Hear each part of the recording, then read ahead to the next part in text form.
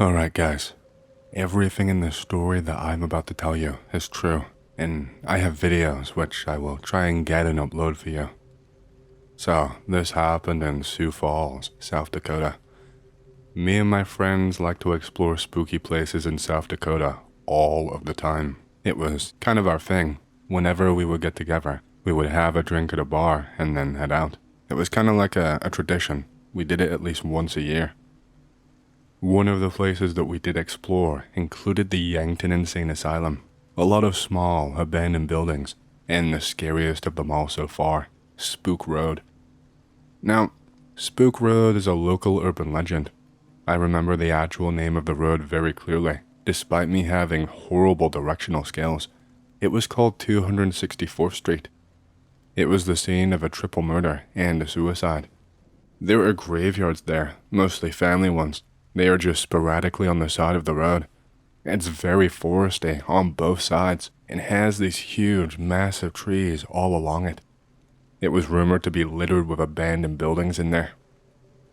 My mom and her sister went there when they were younger, and they claim her hood started opening and closing and that their headlights were constantly flickering the entire drive. I, being the skeptic that I am, I didn't believe them at all. I thought it was all a load of bullshit, really. That was a terrible mistake. Me and my friends set out on the drive. I pulled up Google Maps, and then we left at around 11:30 p.m. It was a 30-minute drive to get there from where we all lived, and we were bringing a new guy with us. I will call him Gage. Gage was pretty immature, but also a hilarious guy to bring on the trip. He has a growth disability, which makes him look really young, which the other guys made fun of him for plenty. The other guys were not really expecting much, but neither was I really. But Gage kept on joking that it would be completely over the top, like a ghost would pop out of nowhere, kidnap us, and ass fuck us. Little did we know, something over the top was actually going to occur. Not that, but, something. So, we arrived. When we first arrived, nothing significant happened. There were 5 bridges that we were supposed to cross. The first was the scene of the suicide. There was no abandoned buildings that we could see. There were new modern homes that were being built there though, and it almost felt like a normal road. Around the third bridge, our cameraman, Isaac, said that he wanted to get a shot of the moon. I complied and let him try and get a shot. Isaac actually hops out of the car to try and get the shot. Then, Isaac's childhood best friend, Aiden, whispered to me the bright idea of speeding off and leaving poor Isaac alone in the dark, alone with no flashlight. I floored it. I thought it would be funny. Isaac ran after us, but it was no use. We pulled at least 100 meters ahead, and I turned off the headlight so that he could not find us. Spook Road has a very eerie feeling when it's pitch black dark outside. I'm not afraid of the dark, and I never have been, but being out there, even enclosed safely in a car with Gage and Aiden, I was petrified. I could not imagine the fear that Isaac was feeling. Isaac had not come back. It had been at least 5 minutes, and he should have caught up by now. Aiden started to worry. I started backing up and turned the lights back on, and suddenly, out of nowhere, bam! 2 palms landed on my driver's side window, and my door swung wide open. It was Isaac, with a wide, laughing grin, and he was like, "Gotcha." I guess that was fair. I did leave him stranded in the woods after all, so it was only fair that he royally scared the absolute fuck out of me.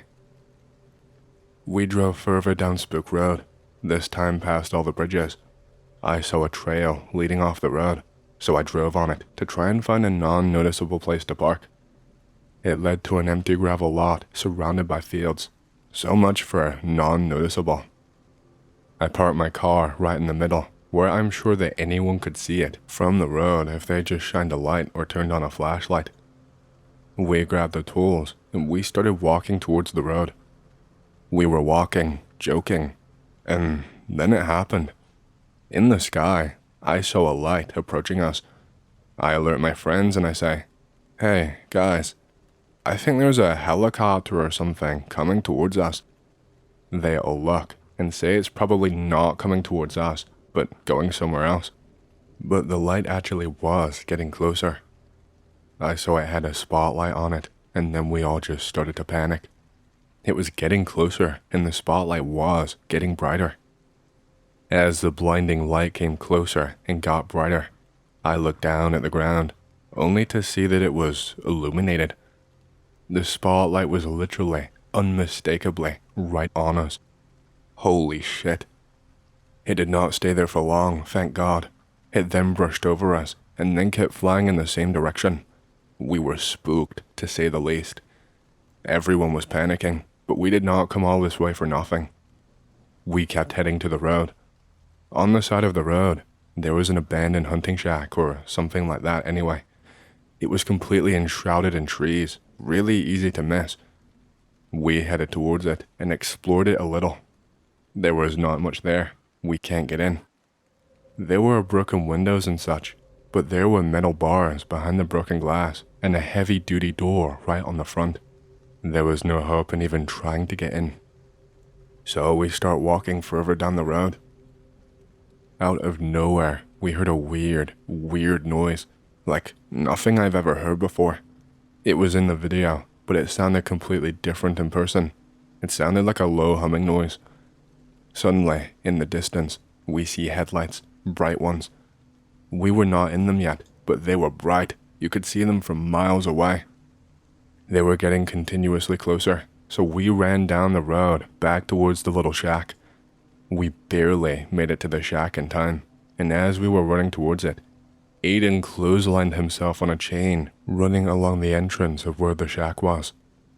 Aiden was mumbling in pain, and the truck drove by, very, very slowly, and it had 2 huge spotlights on it.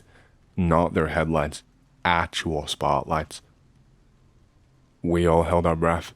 What would happen if we get caught out there, after the town's curfew, with various tools for breaking into places? The spotlights were pointed directly into the woods, and they just barely skimmed over our heads. Thank fucking God, the truck drove by us. We waited around for a good minute.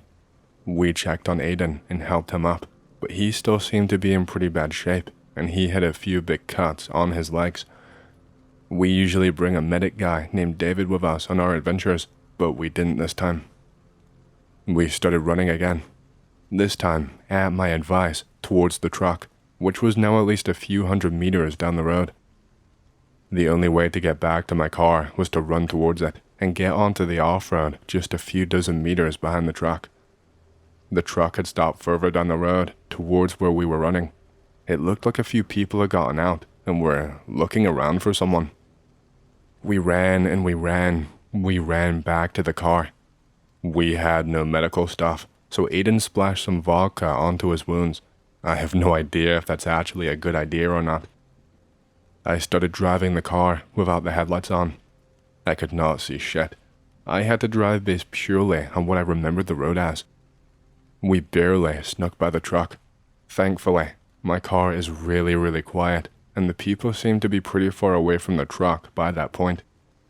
When we were driving away, from various different roads connected to Spook Road, there were cars driving back and forth. It was not usual traffic for what the time was, I believe around 1 a.m. We passed one, and it was a pure black Escalade with completely tinted windows. It did not stop us or anything. I have tinted windows too, so for all they know, we were just a local farmer going to tend to his cows or some shit like that. Aiden gave a summary of what happened to the camera, and then we all headed home. In conclusion, think what you will about this story. Perhaps it's just the police force trying to crack down on stupid punks trying to investigate a bogus local urban legend. I'm sure we're not the first to try. But what explains the odd, low humming noise? Why and how would a tiny town— Brandon is the city that Spook Road is in, by the way, it's miniature— fund a helicopter and several patrol vehicles just to monitor that one road? I don't know what to think, to be honest. I have no idea at all. Please, give me some theories.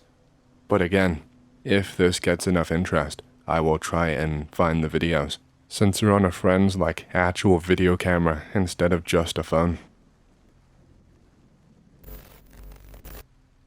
A couple of years ago, I experienced something very odd while solo backpacking in the Headwaters Wilderness in northern Wisconsin.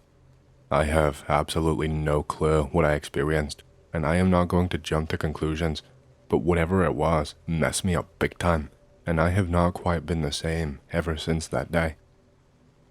I have some mild experience hiking, but I had never ever done anything solo. I did do a 7-day hike in the Sawtooth Mountains on the Superior Hiking Trail in Minnesota with 2 friends. I even spent a week in the Black Hills, South Dakota, and another week in the Bighorn Mountains in Wyoming doing day hikes. But anyway, for my solo trip, I was hiking an 18-mile trail segment. I planned to take the trail in 3 nights at a very leisurely pace. I told my family members and my workplace my route, where I was beginning and ending, etc. Just in case something bad happened. It's common protocol. I had a friend drop me off at the beginning of the trail. The first day was extremely uneventful, but quite pleasant outside. I walked for a while and had sundown in about an hour, so I set up camp for the evening. I do not start a campfire. All the deadwood all around me is way too damp to work with. I'm just munching some dinner and looking at my map.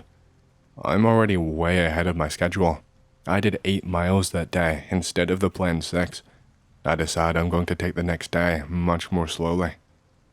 I get inside my tent and crawl into the sleeping bag and wrap up in my little army blanket. I left the rain fly off so that I could look up at the stars when it got darker. I can't sleep that night. I could never sleep well, especially not on my first night out. Plus, it was still twilight at the moment. And then out of nowhere, I suddenly heard foliage thrashing and branches snapping. This spooked the hell out of me, and I immediately sat upright. I see a doe and 2 fawn blast into the clearing that I'm in, pause for a second mid-stride, and then dart around my tent and then continue on into the woods. I notice that everywhere around it's absolutely silent, save for just the wind. I feel really uncomfortable. I grab my dad's old army knife and some bear spray out of my bag in case there is something around. I guess I must have dozed off because I woke up suddenly. When I woke up, it was extremely dark. Some clouds must have rolled in or something. All of the normal forest sounds had returned by then. I could hear random animals and stuff. There was a stiff wind blowing in from the east. Something felt really odd though, like there was electricity in the air right before a storm. I propped myself up on my elbows and took a look around. I have pretty good night vision. I prefer not to use flashlights when possible, so that I still have the use of my peripherals. I just see trees and a faint outline of the sky. I get this reoccurring pang in my chest, like something bad is happening. Not quite anxiety, but similar, I guess. I realize I can hear something echoing pretty faintly. I stop and I take a closer listen. It's somebody fucking yelling. I have not run into anybody on the trip yet, but it's not unusual to encounter fishermen or hikers. I can hear only one voice. It sounds like they're yelling at something. It sounds fearful or defensive. I'm not quite sure what to do. The yelling goes on for a couple of minutes and then fades away. I'm really spooked, but I guess it's probably just a black bear getting into their food or something. I spend the rest of the night on edge. I do not sleep until the sun rises. I wake up to an overcast day with that same stiff wind. I still want to enjoy my hiking trip and greatly enjoy overcast and damp days. I only have 4 miles to hike today. I decide to spend plenty of my time relaxing or screwing around like a kid and skipping rocks. That guy yelling last night was still in the back of my mind, so I clipped the army knife to my belt. I'm closing up my camp. While I'm headed down the trail, I reckon the direction that I'm headed in is where I heard the yelling coming from. This trail goes around a lake and then follows a little creek upstream for quite a while. I catch some crayfish out of the mouth of the creek, just for the hell of it. Let them pinch me, and then I toss them back in. I managed to catch a minnow with my bare hands. I tried to give it to a crayfish, but it didn't even really seem interested. I collected some keepsakes for the trip and kindling for a fire just in case it got a little bit chilly. Just birch bark and dry grass and whatever I could find that would work. I eventually get bored and continue on. I have been walking for a little while at this point when I start to feel that same pang in my chest from last night. I started going a little bit slower, trying to be more aware of my surroundings. Nothing seems unusual, but I still feel really on edge. I eventually reach some pretty thick trees and foliage that are blocking out even more and more sunlight. After about an hour of walking through the trees and feeling increasingly nervous, shit starts to get weird. I notice that the path going onwards looks wrong. I should mention at this point that I do not have the best vision. I can't read street signs further than around 50 feet away, for example. The air ahead, it looks like it's shimmering. I think it's just my eyes screwing with me, but as I continue on, I realize it's like a wall of a mirage. The path is about 300 feet away and appears to be breathing like light through water or a road on a hot day. This does not feel right in my gut at all. I don't want to just turn around like a pussy, but I don't want to continue on either. Despite all of this, I get this compelling thought in my brain to go and investigate. I put my bag down and kind of awkwardly move forward. I think I'm noticing some glimmering lights, like the setting sun off a lake or something. They are very sparse, but I am definitely not imagining anything. I look back to where I came from, at my bag. The path looks completely normal. I then look forward. The path is all screwed up. Everything inside of my body is telling me to turn the hell away and get out of there. But I have this feeling in my body, feeling in my brain, telling me to just keep going. Kind of like the feeling to look at somebody walking by or something. I am about 50 feet away from the mirage when it gets absolutely cold, like freezing. I'm talking about seeing my breath and shivering. I hear this quiet but high-pitched whistle, like metal grinding or a train braking distantly, although it's a very consistent tone. This is not right. Why the hell did I do this? Why did I not just turn away? I finally turn back to where I came from, but the trail is just gone. I'm standing in the middle of the woods, up to my chest in ferns and bushes. I am surrounded by a light fog. I cannot see more than 500 feet into the woods. This is completely screwed up. I get frozen to the spot by fear, but adrenaline is kicking into high gear. My body is screaming at me to flee. That whistling sound is even louder now. I feel like it's from behind me. I try moving, but it feels like I'm underwater, or in a dream. I feel a terrifying presence immediately behind me, no matter which direction I turn in. I just yell out of pure terror. This seems to break whatever was stopping me from running. I just take off like a bat out of hell. I am tripping over logs and branches and rocks, and I end up tumbling head over heels, but I just keep on bowling on in whatever direction I was headed to. I eventually realize that I'm actually headed downhill. I can see the stream. I jump cleanly over it, but I completely eat shit on my landing and crash. I just got up and just kept going. That is just how much adrenaline I had in my body. I couldn't feel it at all. I don't really remember what happened. I just remember running and running and running. I guess I blacked out eventually. I don't remember any sort of transition away from the fog or the darkness underneath the trees. But when I woke up, it was cloudless. My hiking boots were gone, and I was in a small field, a good distance away from the forest. I don't know how far I ran or where I actually ended up, but I got myself rather well lost. When I woke up, my body ached really badly. My body was covered in scores of bruises and cuts and scrapes. I was confused and disoriented, and it took quite some time to gather myself. Based on the position of the sun, I started going southeast, guessing that I cleared the stream going north and was following it east towards the road. I eventually found the stream and actually found the spot where I ate shit crashing on the bank. There was scattered dirt and leaves everywhere. I got this sickening feeling, knowing that I was going back to where whatever happened. There were no sign of my boots, but I'm used to going barefoot. I did not bother going back for any of my supplies. I jogged along the stream for a couple hours and found my way back to the road that evening. I didn't even know what day it was, but it was a good 3 hours to sunset, and I only had the clothes on my back for the night and the army knife that had somehow miraculously stayed clipped to my belt in all of that chaos. I stood in the middle of the road all night long, paranoid and shaking, not sure if I should wait or try to start walking the dozen or so miles to the nearest intersection where I might have a higher chance of encountering somebody. All night long, I thought I heard voices or footsteps, but for sure I kept hearing rocks, either clattering together or being thrown in the woods. I did not like that one damn bit. I will never forget those cold hours spent spinning in place with the knife in my hand, wondering what the hell was out there.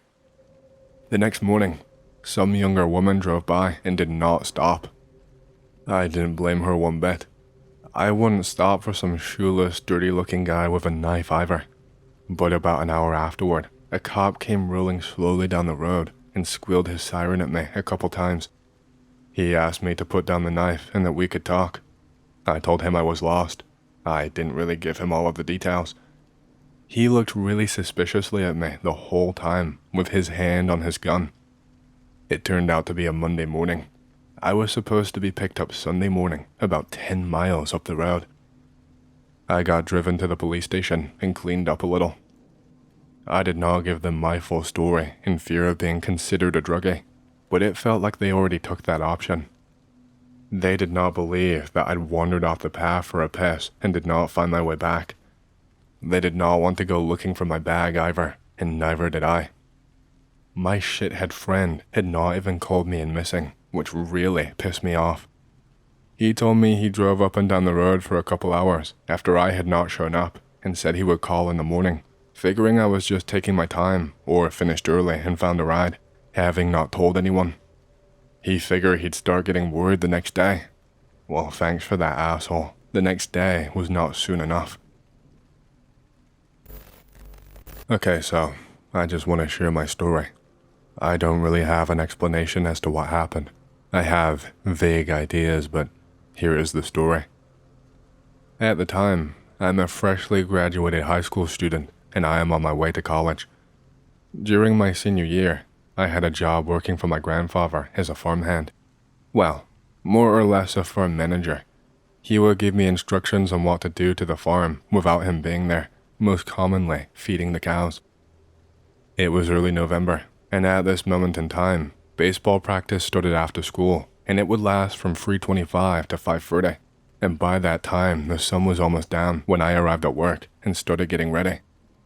One day, I had gotten dressed, filled up the buckets, and fed the first farm when I realized I did not have a key to the other farm. I was frustrated. I was forced to pick up 2 buckets at a time and walk them from the fence to the feed troughs, a good 40-yard walk away. While walking, I was trying to keep myself upbeat and just started to whistle. No real pattern or tune, but just something random that I came up with. And when I came back and put the last buckets in the bed of the truck, I heard something from my neighboring property. It was whistling. That was strange. I thought that no one lives anywhere near that property, and it sounded very close by too. I rationalized it away as a mockingbird or something, and just went on with my life.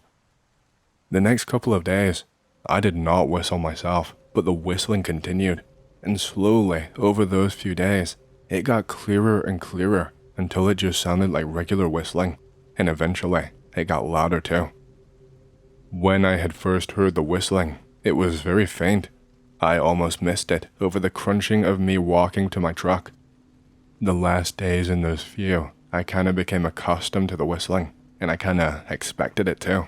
And when one day it did not come, I was a little bit disappointed. This time I had brought the key, and I walked up to the gate and started fiddling with my keys when I accidentally dropped them into the grass. I said damn it when I dropped them, quite loud because I was really frustrated. And I mean, no one was around, so when you shout it like that and it echoes, it feels kinda cathartic. I squatted down and started to search for them, when I heard a very faint sound coming from the other property. It was like this low groan/gurgle, and it was getting louder. At this point, I was not scared but more curious as to what was going on over there. I left my truck parked across from the property and walked a few feet down the road and hopped the fence to the property where I heard the sounds. The land in there goes straight uphill, and it is heavily wooded all throughout the place, and the further that you go up, the more and more dense it gets. Looking back now, I made a few big mistakes that could have gotten me hurt. As I walked up the hill, I would occasionally hear the gurgle. It was far up the hill, so still as faint as it was before.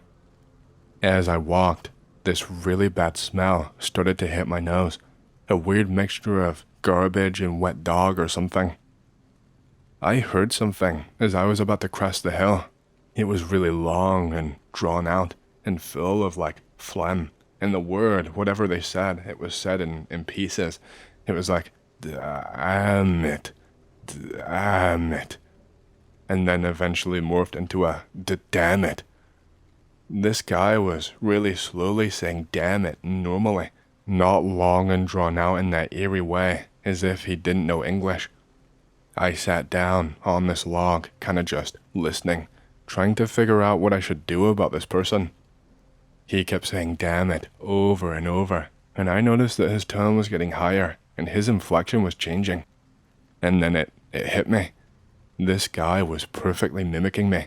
My tone, my inflection, literally everything. He even mimicked my frustration when I said it. At this point I was pissed but also kinda scared, so I got up and I started to crest the hill. I flicked on my flashlight on my phone, and then I shouted out, "Hey, this is private property." I was cut off mid-sentence. As I came over the hill, the light barely illuminated a naked figure squatting down just a couple of yards in front of me. His eyes were illuminated by the faint glow of my flashlight. I automatically felt like something was wrong. This was not a regular person. His neck was longer than normal, and when I came up the hill, he winched his neck and snapped his head to look at me without even moving. His eyes were too big, and his head was large and slender. He was squatted down in a ballerina-type squat. I looked at his body. He was very skinny. His ribs were showing through his skin. There was a short silence, and like a robot, the man turned in the leaves and slowly stood with his hands next to his side. I was debating on if this was even a person anymore. It was far too tall to be a person. Perfectly clearly, in my exact voice and tone, it said, "Damn it." I turned and I sprinted down the hill. I did not feel like I was running, but more that my legs were just going through the motions. I did not look back before I got to the fence, and when I hopped it, I got in my truck and sped away. Sadly, I still work at that farm, but I've never told anyone the story, not even my grandfather. I've only heard the whistling a few more times since then, but I never saw the thing ever again. Okay, so my story happened to me around a year ago. I was living alone in a small apartment that used to be the attic of an old house. In my bedroom/living room, there was a window. The picture I'm putting on screen is kind of related. It's not actually mine, but it's the best idea I can give you. I was barely getting by, and usually only ate once a day. It was all I could afford. I started having trouble sleeping. For some reason, my attention was always directed at the window whenever I lay in bed. There was no curtain, so it was just a view into the darkness of the night.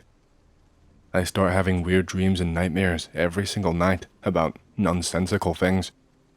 One night, I am suddenly awoken by the sound of tapping on my window.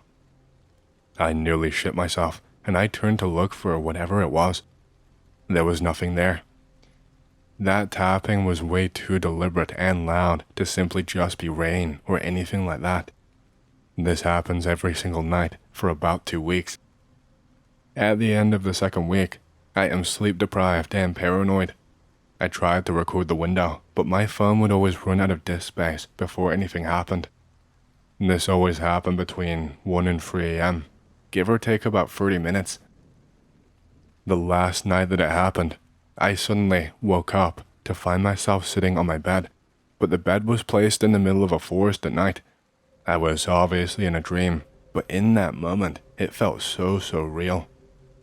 The only source of light is a small oil lamp placed to the right of the bed. I felt a chill run down my spine as I noticed something else. Something was sitting next to the oil lamp and staring directly at me. It was only a few feet tall, but it radiated a numbingly terrifying presence.